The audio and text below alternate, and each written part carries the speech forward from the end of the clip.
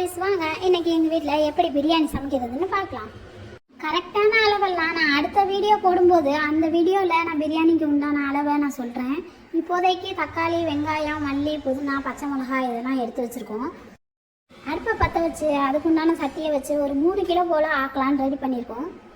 அந்த 3 கிலோவுக்கு ஒரு அளவு சட்டி வச்சு கொஞ்சம் நெய் ஊற்றி அதில் எண்ணெயை ஊற்றி எண்ணெயும் நெய்யும் கொஞ்சம் நல்லா சூடாகட்டும். சூடானதுக்கு அப்புறம் பட்டை, கிராம்பு, ஏலக்காய் இதெல்லாம் அதில் போட்டுடலாம். இப்போ நல்லா சூடு ஆயிடுச்சு. இப்போ அதை சேர்த்துக்கலாம்.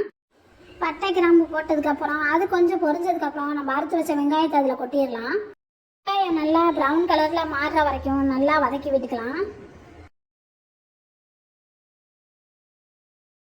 ரொம்பவும் ப்ரௌன் ஆக வேணாம், கொஞ்சம் நார்மல் ப்ரௌனில் வந்தாலே போதும். நல்லா ப்ரௌன் கலரில் வதங்கிடுச்சு. அதுக்கப்புறம் இஞ்சி பூண்டு பேஸ்ட்டு சேர்த்துக்கலாம்.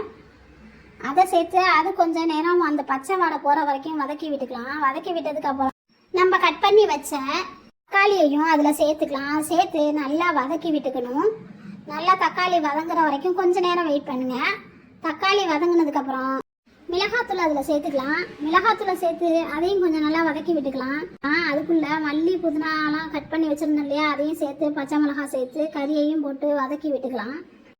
நாங்கள் ஒரு 4 கிலோ மட்டன் வாங்கி வச்சுருந்தோம். அந்த 4 கிலோ மட்டனையும் ஒரு குக்கரில் உப்பு சேர்த்து மட்டனை மட்டும் தனியாக வேக வச்சு ஒரு 80% வேக வச்சு எடுத்து வச்சுக்கிட்டோம். ஏன்னா சட்டியில் சேர்த்து ரொம்ப நேரம் வதக்கி விடும்போது அது சீக்கிரம் வேகாது. அதனால் அதை தனியாக வேக வச்சு எடுத்து வச்சு அதில் கொட்டிக்கிட்டோம். அதையும் கொட்டி நல்லா வதக்கியாச்சு. கொஞ்சம் சால்ட்டு சேர்த்துக்கோங்க. கறியில் தனியாக போட்டிருக்கோம், இருந்தாலும் சாதத்துக்கு கொஞ்சம் சேர்க்கணும் இல்லையா, அதை சேர்த்துக்கிட்டு அதுக்கப்புறம் பட்டை, கிராம்பு, ஏலக்காய் இது 3ஐயும் நம்ம நுணுக்கி வச்சுருந்தோம், அதையும் அதில் சேர்த்துக்குவோம். சேர்த்துக்கிட்டு நல்லா வதக்கி விட்டுக்கலாம். வதக்கி விட்டதுக்கப்புறம் நம்மளுக்கு தேவையான அளவு அதில் தயிரை ஊற்றி சேர்த்துக்கலாம். நாங்கள் ஒரு 1/2 லிட்டர் தயிர் அதில் சேர்த்துருக்கோம். அதை நல்லா வதக்கி விட்டுக்கலாம். வதங்கினதுக்கப்புறம் அதில் தண்ணி ஆட் பண்ணிக்கலாம். நாங்கள் 3 கிலோ அரிசிக்கு தண்ணி எப்படி அளந்து வச்சோன்னா, அந்த 3 கிலோ அரிசியை ஒரு பாத்திரத்தில் போட்டு அதை அளந்து எடுத்துக்கிட்டோம். அது எந்த பாத்திரத்தில் எவ்வளோ இருந்துச்சோ அந்த பாத்திரத்தில் டபுள் பங்கா தண்ணி வச்சுக்கிட்டோம். நீங்களும் அதே போல் அளந்து எடுத்துக்கோங்க. நாங்கள் துளசி அரிசி தான் எடுத்துருக்கோம். பாஸ்மதி ரைஸ் எங்களுக்கு பிடிக்காது, அதனால நாங்கள் துளசி அரிசியில் ஆக்கியிருக்கோம்.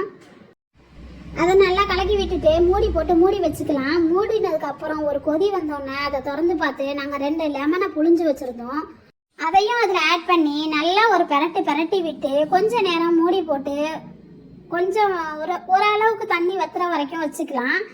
கொஞ்சம் தண்ணி வத்துனதுக்கப்புறம் நல்லா கிண்டி விட்டுட்டு அது மேலே நெய்யையும் புதினா தலையும் சேர்த்து மூடி போட்டு தம்மு விட்டுடலாம்.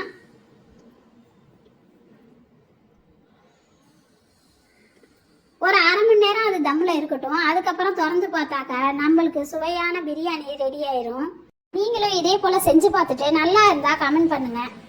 எங்கள் வீட்டு பிரியாணி இப்படி தான் செய்வோம், நீங்கள் எப்படி செய்வீங்கன்னு சொல்லி கமெண்ட் பண்ணுங்கள். அதுக்குள்ளே நாங்கள் கொஞ்சம் டேஸ்ட் பண்ணிக்கிறோம். Thank you friends.